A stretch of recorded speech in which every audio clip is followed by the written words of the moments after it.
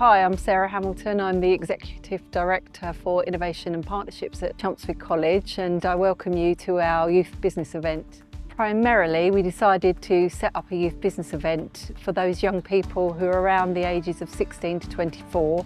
So young people who are thinking about starting their own business. They might have a side hustle and want to turn that into something bigger. Education is really good at helping young people if they want to go to university or if they want to start an apprenticeship. Today is about them sparking ideas in their brain so that they can walk away and think that's the direction I want to go in. So I'm Jess and I work for a charity called Culture Chelmsford, and we run a youth forum called Spark that's all about arts and culture and young people having their voice heard for arts and culture in Chelmsford.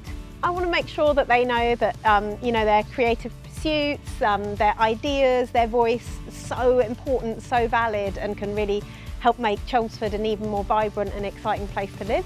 The reason I'm here today is to talk about my journey from being at Chelmsford College into getting to where I am now, and the most important thing about that is me setting up my own business whilst at college. We were at the youth business event today and I talked to some of the students about how I set up that business, some of the mistakes I made, and hopefully I tried to provide them some learnings from that so they don't do the same as me. So the event here today at Chelmsford College has been great. It's kind of brought me back to the path of college and what it was like when I was here. It's been good speaking to some of the young people who are actually interested in business. When you're speaking to young people, a lot of them are kind of in the very early stages of life and where they want to be. So it's good to kind of give them that insight, show them that you don't need to wait until you're 30, you don't need to wait until you've got all the money in the bank, you just need to start.